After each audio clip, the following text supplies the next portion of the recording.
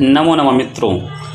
आज हम लोग महादेव संस्कृतम इस यूट्यूब चैनल पर रघुवंश महाकाव्य के द्वितीय सर्ग का सारांश पढ़ेंगे।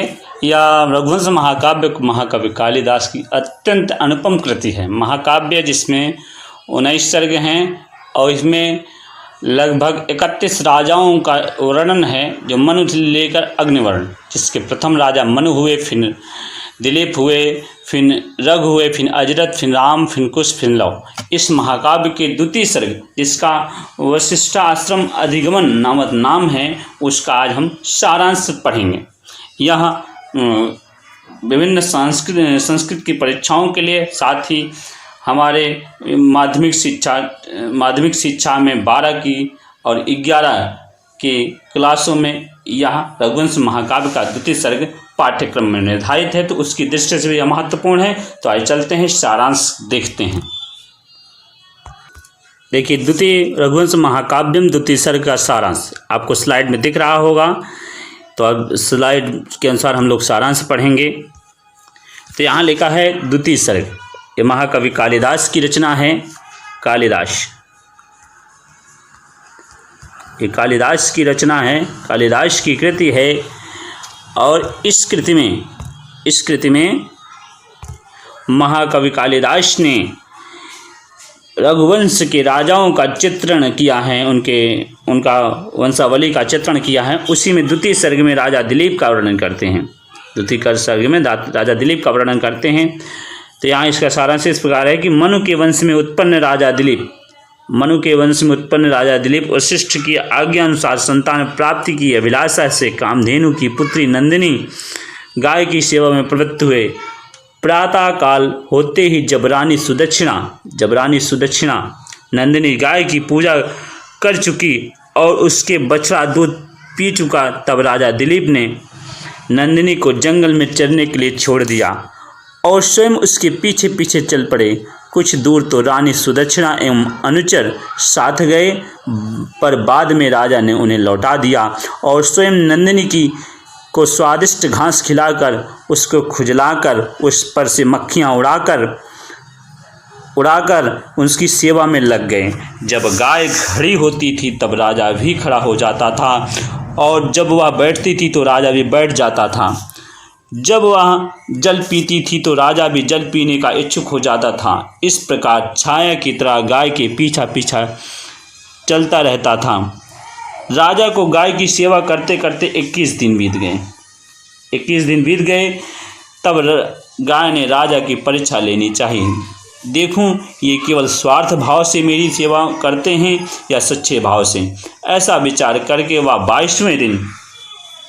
22वें दिन जंगल में चरते हिमालय की एक गुफा में घुस गई। उसके घुसते ही उस पर एक सिंह टूट पड़ा। राजा ने उसकी जान बचाने के लिए जो ही तरकस से बाण निकालना चाहा, त्यों ही उसकी उंगलियां बाणों में चिपक गई। तब सिंह ने मनुष्य की बोली में कहा, हे राजन, मैं कुंभोदर नाम का शंकर का सेवक हूँ। इस सामने वाले देवदारी वृक्ष को पार्वती जी ने लगाकर बड़ा किया है। एक बार एक हाथी ने इसकी छाल रगड़ दी थी।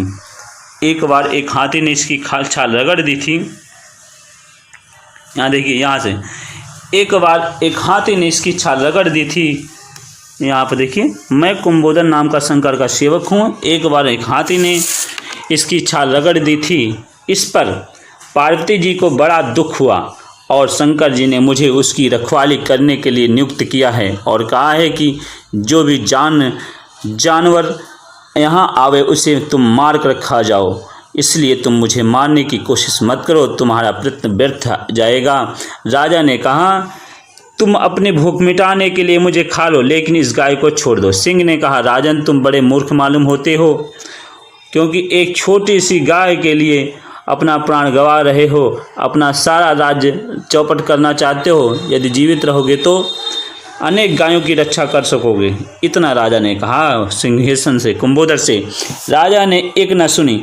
सिंह राजा को खाने के लिए तैयार हो गया और राजा की उंगलियां छूट गई। जो ही सिंह ने सामने अपनी समर्पण करने के लिए गिरे, त्यों ही देवताओं ने उनके ऊपर फूल की वर्षा की और उनको मधुर वचन सुनाई पड़े। उठो बेटा, मैं तुमसे प्रसन्न हूँ, वर मांगो। उठो बेटा, मैं तुमसे प्रसन्न हूँ, वर मांगो। राजा ने सिर उठाकर देखा तो सिंह गायब था।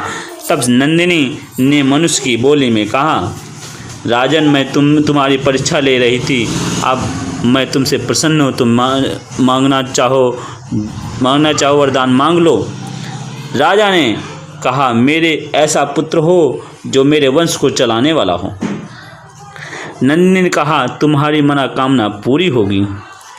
राजा उसे लेकर आश्रम में चले गए। वशिष्ठ जी ने गौ सेवा का व्रत पूरा हुआ जानकर राजा व रानी को आशीर्वाद दिया और उन्हें अयोध्या के लिए विदा किया।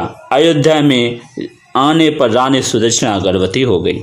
अयोध्या में जब पहुंची तो रानी सुदक्षिणा गर्भवती हो गई और गर्भवती होने के बाद उन्हें रघु नाम के एक पुत्र पैदा हुआ।